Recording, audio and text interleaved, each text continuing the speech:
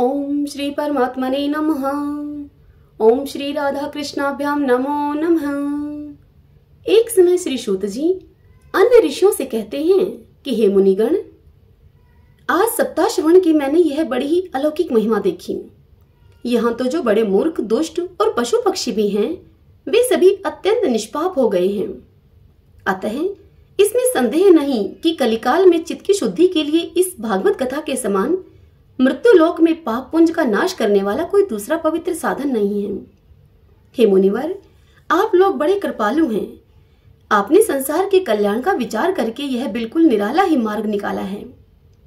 आप कृपा यह तो बताइए कि इस कथा रूप सप्ताह यज्ञ के द्वारा संसार में कौन कौन लोग पवित्र हो जाते हैं।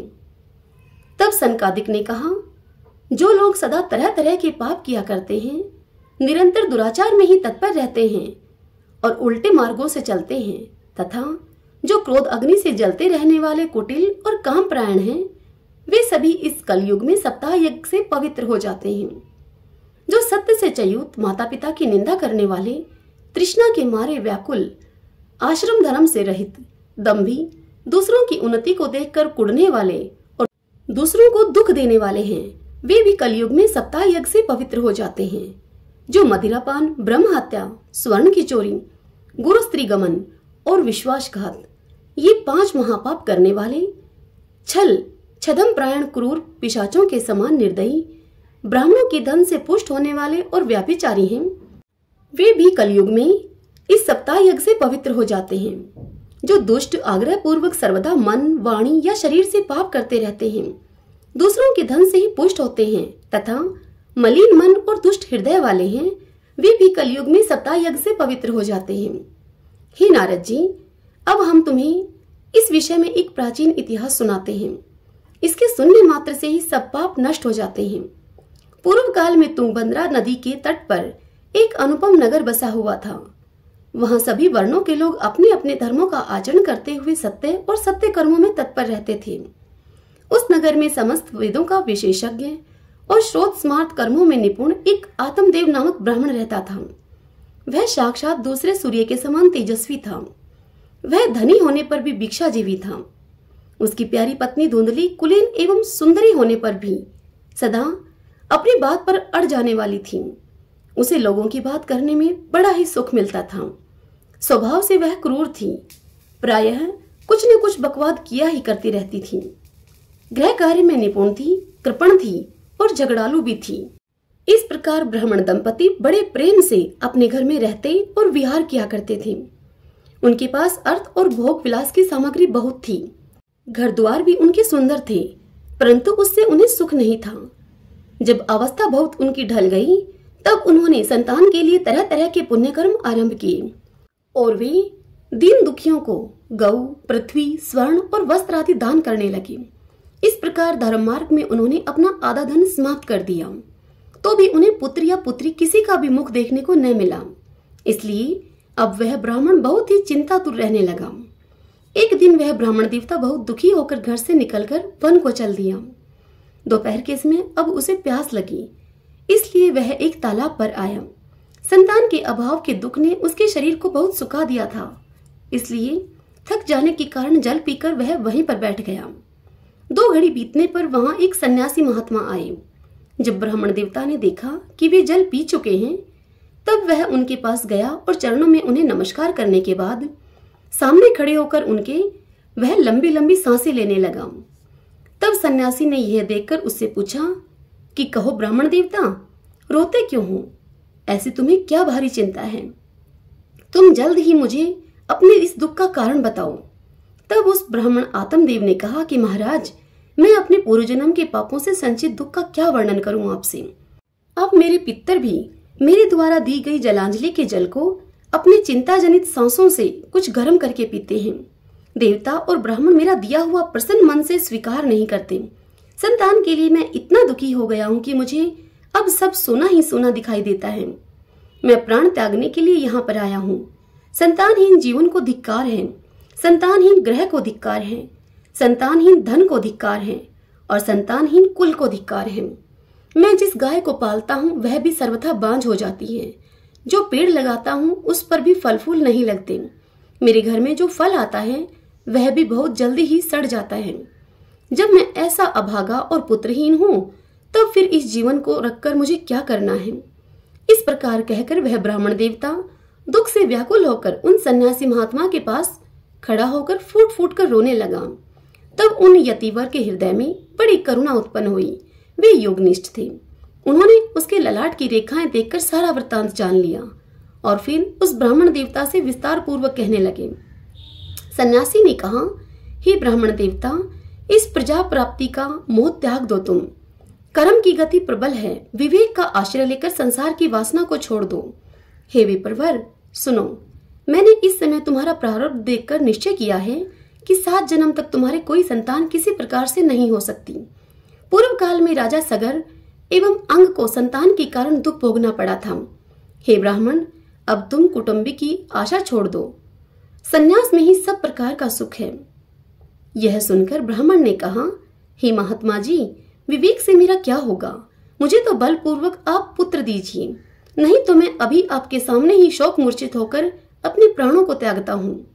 जिसमें पुत्र स्त्री आदि का सुख नहीं है, ऐसा संन्यास तो सर्वथा निरश ही है। लोक में सरस तो पुत्र पौत्रादि से भरा पूरा गृहस्थ आश्रम ही है। उस ब्राह्मण का ऐसा आग्रह देखकर उन तपोधन ने कहा, विधाता के लेख को मिटाने का हठ करने से राजा चित्रकेतु को बड़ा कष्ट उठाना पड़ा था। इसलिए दैव जिसके उद्योग को कुचल देता है, उस पुरुष के समान तुम्हें भी पुत्र से सुख नहीं मिल सकेगा। तुमने तो बड़ा हठ पकड़ रखा है और अर्थी के रूप में तुम मेरे सामने उपस्थित हो। तुम्हारी ऐसी दशा में मैं तुमसे क्या कहूँ। जब उन महात्मा जी ने देखा कि यह किसी प्रकार अपना आग्रह नहीं छोड़ रहा, तब उन्होंने उसे एक फल देकर कहा कि इसे तुम अपनी पत्नी को खिला देना। इस फल को खाने से उसे एक पुत्र होगा। तुम्हारी स्त्री को 1 साल तक सत्य, सोच, दया, दान और एक समय ही एक ही अन्न खाने का नियम रखना चाहिए। यदि वह ऐसा करेगी तो बालक बहुत शुद्ध स्वभाव वाला होगा। इस प्रकार कहकर वे योगीराज वहां से चले गए और ब्राह्मण अपने घर को लौट आया। वहां आकर उसने वह फल अपनी स्त्री के हाथों में दे दिया और स्वयं कहीं पर चले गए। उसकी स्त्री तो कुटिल स्वभाव की थी। वह रो रोकर अपनी एक सखी से कहने लगी कि सखी, मुझे तो बड़ी चिंता हो गई है। मैं तो यह फल नहीं खाऊंगी। फल खाने से गर्भ रहेगा और गर्भ से मेरा पेट बढ़ जाएगा और फिर कुछ खाया पिया जाएगा नहीं। इससे मेरी शक्ति क्षीण हो जाएगी। तब बता, घर का धंधा कैसे होगा? और दैववश यदि कहीं गांव में डाकुओं का आक्रमण हो गया तो यह गर्भिणी स्त्री भागेगी कैसे? और यदि सुखदेव जी की तरह यह गर्भ मेरे पेट में ही रह गया तो इसे बाहर कैसे निकाला जाएगा? और कहीं प्रसव काल के समय वह टेढ़ा हो गया तो फिर तो प्राणों से ही मुझे हाथ धोना पड़ेगा। यूं भी प्रसव के समय बड़ी भयंकर पीड़ा होती है। मैं सुकुमारी भला यह सब कैसे सह सकूंगी? मैं जब दुर्बल पड़ जाऊंगी तब नंदरानी आकर घर का सारा माल मता समेट कर ले जाएगी और मुझसे तो सत्य सोचादि नियमों का पालन होना भी कठिन ही जान पड़ता है। जो स्त्री बच्चा जनती है उसे उस बच्चे के लालन पालन में बड़ा कष्ट होता है। मेरे विचार से तो वंध्या या विधवा स्त्री ही सुखी है। उसके मन में ऐसे ही तरह तरह के कुतर्क उठने से उसने वह फल नहीं खाया और जब उसके पति ने उससे पूछा कि क्या तुमने फल खा लिया है, तब उसने उत्तर दिया कि हाँ, खा लिया है। एक दिन उसकी बहन अपने आप ही उसके घर आई। तब उसने अपनी बहन को सारा वृत्तांत सुनाकर कहा कि मेरे मन में इसकी बड़ी चिंता है। मैं इस दुख के कारण दिनों दिन दुबली हो रही हूँ। हे बहन, अब मैं क्या करूं? तब उसकी बहन ने कहा कि मेरे पेट में बच्चा है, प्रसव होने पर वह बालक मैं तुझे दे दूंगी। तब तक तुम गर्भवती के समान घर में गुप्त रूप से सुख से रह। तू मेरे पति को कुछ धन दे देगी तो वे तुझे अपना बालक दे देंगे। हम ऐसे ही युक्ति करेंगे और मेरे विषय में सभी लोग यही कहेंगे कि इसका बालक 6 महीने का होकर गर्भ में ही मर गया और मैं नित्य प्रति तेरे घर आकर उस बालक का लालन पोषण करती रहूंगी। तो इस समय इसकी जांच करने के लिए यह फल गौ को खिला दे। ब्राह्मणी ने स्त्री स्वभाववश जो उसकी बहन ने उससे कहा था वैसा ही सब कर दिया। इसके पश्चात समय अनुसार जब उस स्त्री के पुत्र हुआ तब उस बालक के पिता ने चुपचाप वह बालक धुंधली को लाकर दे दिया और उसने आत्मदेव को यह सूचना दे दी कि मेरे सुख पूर्वक बालक हो गया है। इस प्रकार आत्मदेव के पुत्र हुआ सुनकर सब लोगों को बड़ा आनंद हुआ। ब्राह्मण ने उसका जातकर्म संस्कार करके ब्राह्मणों को दान दिया और द्वार पर गाना बजाना तथा अनेक प्रकार के मांगलिक करते होने लगे। अब धुंधली ने अपने पति से कहा कि मेरे स्तनों में दूध तो है ही नहीं, फिर गऊ आदि किसी अन्य जीव के दूध से मैं इस बालक का किस प्रकार पालन करूंगी। मेरी बहन के अभी बालक हुआ था और वह होकर मर गया है। उसे बुलाकर अपने यहाँ रख लो, जिससे कि वह अपने इस बालक का लालन पोषण कर देगी। तब अपने पुत्र की रक्षा करने के लिए आत्मदेव ब्राह्मण ने वैसा ही किया जैसा कि वो धुंधली ने कहा था। माता धुंधली ने उस बालक का नाम धुंधुकारी रखा। इसके बाद 3 महीने बीतने पर उस गऊ के भी एक मनुष्य आकार का बच्चा पैदा हुआ। वह सर्वांग सुंदर, दिव्य, निर्मल एवं स्वर्ण की सी कांति वाला था। उसे देखकर ब्राह्मण देवता को बड़ा आनंद हुआ और उसने स्वयं ही उसके सब संस्कार किए। इस समाचार से और सब लोगों को भी बड़ा ही आश्चर्य हुआ और फिर वे सब लोग आश्चर्य में भरकर ब्राह्मण देव के घर में उस बालक को देखने के लिए आए तथा आपस में कहने लगे कि देखो भाई, अब आत्मदेव का कैसा भाग्य उदय हुआ है। कैसे आश्चर्य की बात है कि गौ के भी ऐसा दिव्य रूप बालक उत्पन्न हुआ है। दैव योग से इस गुप्त रहस्य का किसी को भी कुछ पता न लगा। आत्मदेव ने उस बालक के गौ से कान देखकर उसका नाम गोकर्ण रखा। कुछ काल बीतने पर वे दोनों बालक जवान हो गए।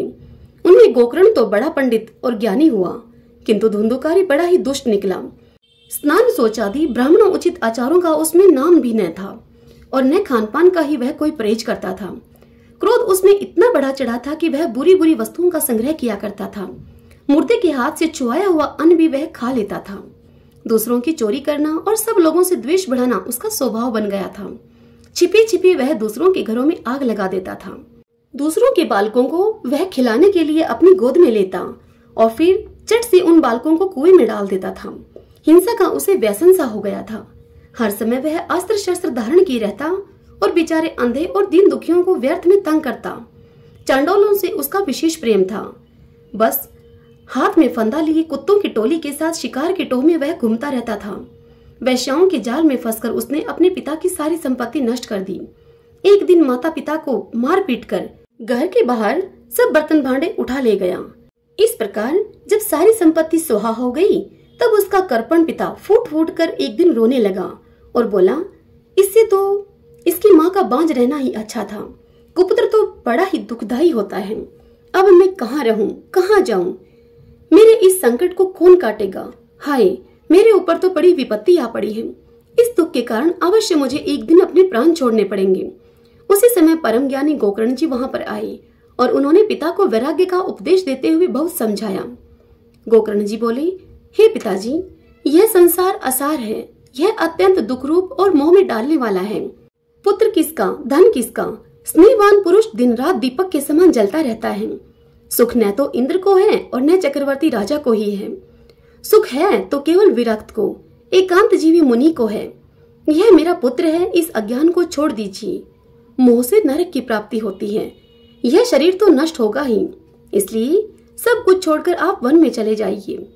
गोकर्ण के इस प्रकार के वचन सुनकर आत्मदेव वन में जाने के लिए तैयार हो गया और गोकर्ण से कहने लगा कि बेटा, वन में रहकर मुझे क्या करना चाहिए, यह मुझसे विस्तार पूर्वक कहो तुम। मैं बड़ा ही मूर्ख हूँ। अब तक कर्मवश स्नेहपाश में बंधा हुआ अपंग की भांति मैं इस घर रूप अंधेरे कुएं में ही पड़ा रहा हूँ। तुम बड़े दयालु हो, इससे तुम मेरा उद्धार करो। तब गोकर्ण जी ने अपने पिताजी से कहा कि पिताजी, यह शरीर हड्डी मांस और रुधिर का पिंड है। इसे आप मैं मानना छोड़ दीजिए और स्त्री पुत्र आदि को अपना कभी न माने। इस संसार को रात दिन क्षण भंगुर देखें। इसकी किसी भी वस्तु को स्थायी समझकर इसमें राग न करें। बस एकमात्र वैराग्य के रसिक होकर भगवान की भक्ति में लगे रहें। भगवत भजन ही सबसे बड़ा धर्म है। हे पिताजी, निरंतर उसी का आश्रय लिए रहें आप। अन्य सब प्रकार के लौकिक धर्मों से आप मुख मोड़ लें। सदा साधुजनों की सेवा करें। भोगों की लालसा को पास में न फटकने दें तथा जल्दी से जल्दी दूसरों के गुण दोषों का विचार करना छोड़कर एकमात्र भगवत सेवा और भगवान की कथाओं के रस का ही आप पान करें। इस प्रकार पुत्र की वाणी से प्रभावित होकर आत्मदेव ने अपना घर छोड़ दिया और वन की यात्रा करने के लिए, यद्यपि उनकी आयु उस समय 60 वर्ष की हो चुकी थी, फिर भी बुद्धि में वह पूरी दृढ़ता थी। वह रात दिन भगवान की सेवा पूजा करने से और नियम पूर्वक भागवत के 10वें स्कंद का पाठ करने से उसने भगवान श्री कृष्णचंद्र को प्राप्त कर लिया। सूत जी कहते हैं कि हे शौनक जी, पिता के वन चले जाने के बाद एक दिन धुंधुकारी ने अपनी माता को बहुत पीटा और उससे कहा कि बता धन कहाँ रखा है, नहीं तो अभी तेरी लुहाठी अर्थात जलती लकड़ी से तेरी खबर लूंगा। उसकी इस धमकी से डरकर और पुत्र के उपद्रवों से दुखी होकर वह स्त्री रात्रि के समय ही कुएं में जा गिरी और इसी से उसकी मृत्यु हो गई। योगनिष्ठ गोकर्ण जी तीर्थ यात्रा के लिए निकल गए। उन्हें इन घटनाओं से कोई सुख या दुख नहीं होता था, क्योंकि उनका न कोई मित्र था और न कोई शत्रु। धुंधुकारी 5 वेश्याओं के साथ एक साथ ही घर में रहने लगा। उनके लिए भोग सामग्री जुटाने की चिंता ने उसकी बुद्धि को नष्ट कर दिया था, जिसके कारण अब वह नाना प्रकार के अत्यंत क्रूर कर्म करने लगा था। एक दिन उन उल्टाओं ने उससे बहुत से गहने मांगे। वह तो काम से अंधा हो रहा था। मौत की उसे कभी भी याद नहीं आती थी। बस उन गहनों को जुटाने के लिए वह घर से निकल पड़ा। वह जहां तहां से बहुत सा धन चुराकर घर लौट आया तथा उन्हें कुछ सुंदर वस्त्र और आभूषण भी लाकर दिए। चोरी का बहुत माल देखकर रात्रि की समय स्त्रियों ने विचार किया कि यह नित्य ही चोरी करता है, इसलिए इसे किसी दिन अवश्य ही राजा पकड़ लेगा। राजा यह सारा धन छीनकर इसे निश्चय ही प्राण दंड देगा। जब एक दिन इसे मरना ही है, तब हम ही धन की रक्षा करने के लिए गुप्त रूप से इसे क्यों न मार डालें। इसे मारकर हम इसका माल मता सब लेकर यहाँ से कहीं दूर चली जाएंगी। ऐसा निश्चय करके उन्होंने सोए हुए धुंधुकारी को रस्सियों से कस दिया और उसके गले में फांसी लगाकर उसे मारने का प्रयत्न किया। इससे जब वह जल्दी से न मरा तो उन्हें बड़ी ही चिंता हुई। तब उन्होंने उसके मुख पर बहुत से दहकते हुए अंगारे डाले। इससे वह अग्नि की लपटों से बहुत चटपटाकर मर गया। उन्होंने उसके शरीर को एक गड्ढे में डालकर गाड़ दिया। सच है, स्त्रियां प्राय बड़ी ही दुस्साहसी होती हैं। उनके इस कृत्य का किसी को भी पता न चला। लोगों के पूछने पर वह सब कह देती थी कि हमारे प्रीतम पैसे के लोभ से अब की बार कहीं दूर चले गए हैं। इसी वर्ष के अंदर वह लौट आएंगे। बुद्धिमान पुरुष को दुष्टा स्त्रियों का कभी विश्वास नहीं करना चाहिए। जो मूर्ख इनका विश्वास करता है उसे दुखी ही होना पड़ता है। इनकी वाणी तो अमृत के समान कामियों के हृदय में रस का संचार करती है, किंतु हृदय छुरे के समान तीक्ष्ण होता है। भला इन स्त्रियों का कौन प्यारा है। वे उल्टाएं धुंधुकार की सारी संपत्ति समेटकर वहां से चंपत हो गई। उनके ऐसे न जाने कितने ही पति थे और धुंधुकारी अपने कुकर्मों के कारण भयंकर प्रेत हुआ। वह पवंडर के रूप में सर्वदा दशों दिशाओं में भटकता रहता था तथा शीत घाम से संतप्त और भूख प्यास से व्याकुल होने के कारण हा देव इस प्रकार वह चिल्लाता रहता था, परंतु उसे कहीं भी कोई आश्रय न मिला। कुछ काल बीतने पर गोकर्ण ने भी लोगों के मुख से धुंधुकारी की मृत्यु का समाचार सुना। तब उसे अनाथ समझकर अर्थात धुंधुकारी को अनाथ समझकर उन्होंने उसका गया जी में श्राद्ध किया और भी जहां जहां वे जाते थे उसका श्राद्ध अवश्य ही करते थे। इस प्रकार घूमते घूमते गोकर्ण जी अपने नगर में आए और रात्रि के समय दूसरों की दृष्टि से बचकर सीधे अपने घर के आंगन में सोने के लिए पहुंच गए। वहां अपने भाई को सोया हुआ देखकर आधी रात के समय धुंधुकारी ने बड़ा ही विकट रूप दिखाया। वह कभी भेड़ा तो कभी हाथी तो कभी भैंसा तो कभी इंद्र और तो कभी अग्नि का रूप धारण करता। अंत में वह मनुष्य के आकार में प्रकट हुआ। ये विपरीत अवस्थाएं देखकर गोकर्ण ने निश्चय किया कि यह कोई दुर्गति को प्राप्त हुआ जीव है। तब उन्होंने उससे धैर्य पूर्वक पूछा। गोकर्ण जी ने उससे कहा कि तू कौन है? रात्रि के समय ऐसा भयानक रूप मुझे क्यों दिखा रहा है? तेरी यह दशा कैसे हुई? हमें बता तो सही, तू प्रेत है, पिशाच है अथवा कोई राक्षस है? सूत जी कहते हैं कि हे ऋषियों, गोकर्ण के इस प्रकार पूछने पर वह बार बार जोर जोर से रोने लगा। उसमें बोलने की शक्ति नहीं थी, इसलिए उसने केवल संकेत मात्र किया। तब गोकर्ण ने अंजलि में जल भरकर उसे अभिमंत्रित करके उस पर जल छिड़का। इससे उसकी पापों का कुछ शमन हुआ और वह इस प्रकार कहने लगा। प्रेत बोला कि मैं तुम्हारा भाई हूँ, मेरा नाम धुंधुकारी है। मैंने अपने ही दोष से अपना ब्राह्मण तव नष्ट कर दिया है। मेरे कुकर्मों की गिनती नहीं की जा सकती। मैं तो महान अज्ञान के चक्कर काट रहा था, इसी से मैंने लोगों की बड़ी हिंसा की। अंत में कुल्टा स्त्रियों ने मुझे तड़पा तड़पा कर मार डाला। इसी से अब मैं प्रेत योनि में पड़कर यह दुर्दशा भोग रहा हूँ। अब दैववश कर्म फल का उदय होने से मैं केवल वायु भक्षण करके जी रहा हूँ। भाई, तुम दया के समुद्र हो, अब किसी प्रकार जल्दी से मुझे इस योनि से तुम छुड़वाओ। गोकर्ण ने धुंधुकारी की सारी बात ध्यान से सुनी और फिर उससे इस प्रकार बोले। गोकर्ण जी ने कहा कि भाई, मुझे इस बात का बड़ा ही आश्चर्य है। मैंने तुम्हारे लिए विधि पूर्वक गया जी में पिंडदान किया, फिर भी तुम इस प्रेत योनि से मुक्त कैसे नहीं हुए? यदि गया श्राद्ध से भी तुम्हारी मुक्ति नहीं हुई, तब इसका और कोई क्या उपाय हो सकता है? इसका तो कोई और उपाय है ही नहीं। अच्छा, तुम सब बात खोलकर मुझसे कहो, मुझे अब क्या करना चाहिए? तब उस प्रेत ने कहा कि मेरी मुक्ति सैकड़ों गया श्राद्ध करने से भी नहीं हो सकती।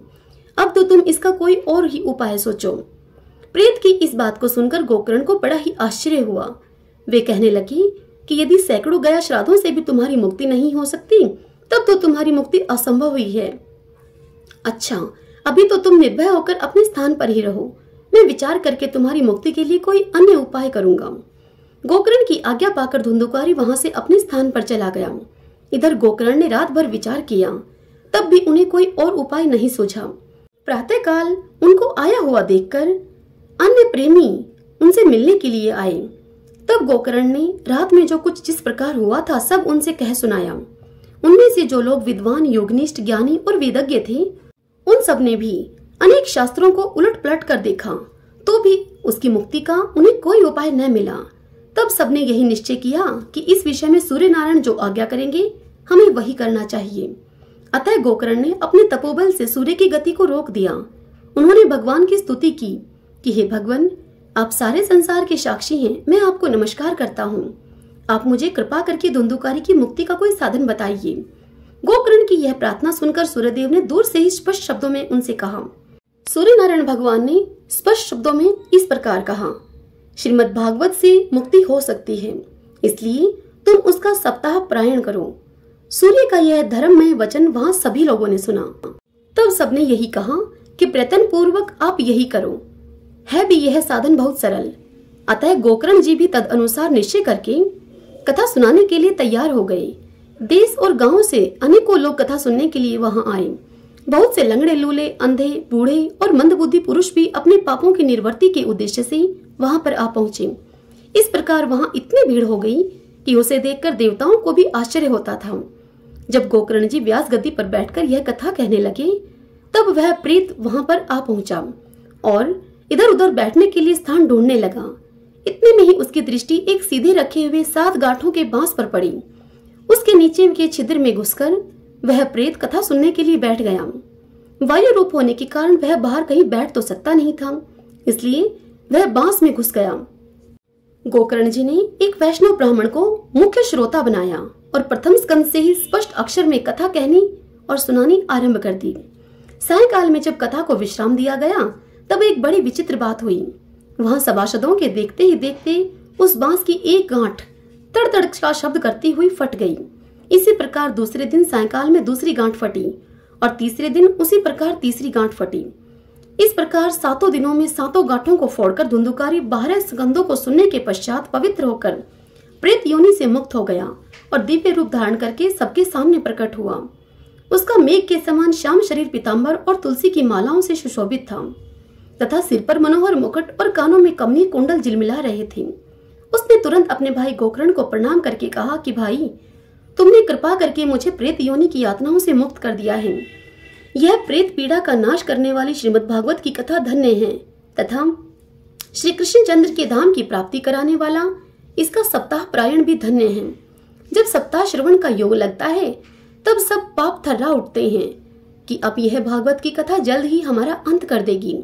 जिस प्रकार आग गीली, सूखी, छोटी बड़ी सभी तरह की लकड़ियों को जला डालती है, उसी प्रकार यह सप्ताह श्रवण मन, वचन और कर्म के द्वारा किए हुए नए पुराने, छोटे बड़े सभी प्रकार के पापों को भस्म कर देता है। विद्वानों ने देवताओं की सभा में कहा है कि जो लोग इस भारतवर्ष में श्रीमद् भागवत की कथा नहीं सुनते, उनका जन्म तो बेकार ही है।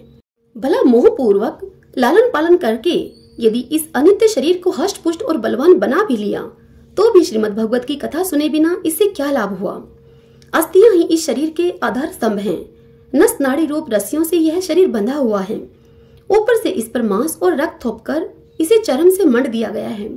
इसके प्रत्येक अंग में दुर्गंध आती है, क्योंकि है तो यह मलमूत्र का भांड ही।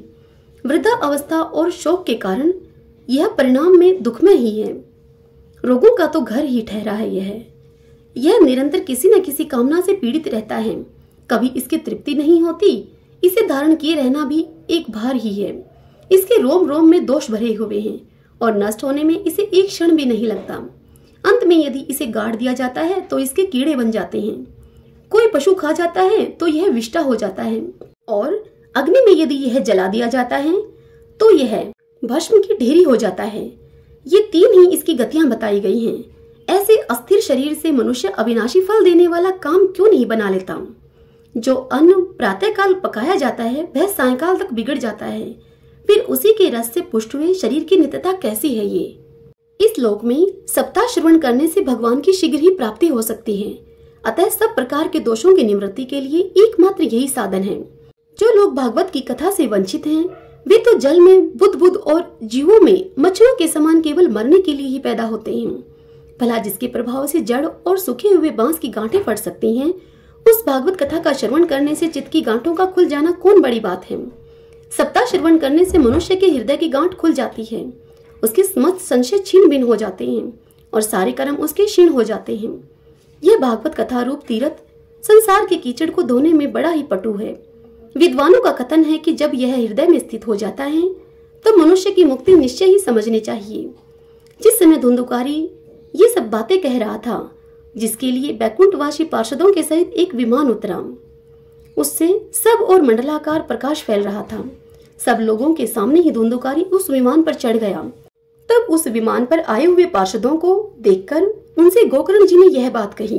गोकर्ण जी ने पूछा कि भगवान के प्रिय पार्षदों, यहाँ हमारे अनेक शुद्ध हृदय श्रोतागण हैं, उन सबके लिए आप लोग एक साथ बहुत से विमान क्यों नहीं लेकर आए?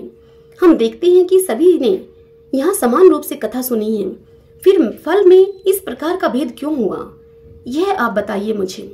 भगवान के सेवकों ने गोकर्ण जी से कहा कि हे मानद, इस फल भेद का कारण इनके श्रवण का भेद ही है। यह ठीक है कि श्रवण तो सबने समान रूप से ही किया है, किंतु इसके जैसा मनन किसी ने नहीं किया। इसी से एक साथ भजन करने पर भी इसके फल में भेद रहा। इस प्रेत ने 7 दिनों तक निराहार रहकर श्रवण किया था तथा सुने हुए विषय का स्थिर चित होकर यह खूब मनन निधिध्यासन भी करता रहता था। जो ज्ञान दृढ़ नहीं होता वह व्यर्थ हो जाता है। इसी प्रकार ध्यान न देने से श्रवण का, संदेह से मंत्र का और चित्त से इधर उधर भटकते रहने के कारण जब का भी कोई फल नहीं होता। वैष्णवहीन देश, अपात्र को कराया हुआ श्राद्ध का भोजन, अश्रोत्रिय को दिया हुआ दान और आचारहीन कुल, इन सब का नाश हो जाता है।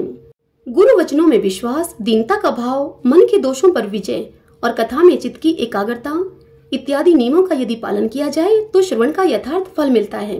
यदि ये श्रोता फिर से श्रीमद् भागवत की कथा सुने तो निश्चय ही सबको बैकुंठ की प्राप्ति होगी। और गोकर्ण जी, आपको तो भगवान स्वयं आकर गोलोक धाम में लेकर जाएंगे। इस प्रकार कहकर वे सभी पार्षद हरि कीर्तन करते हुए बैकुंठ लोक को चले गए। श्रावण मास में गोकर्ण जी ने फिर से उसी प्रकार सप्ताह कर्म से वह कथा कही और उन श्रोताओं ने उसे फिर से सुना।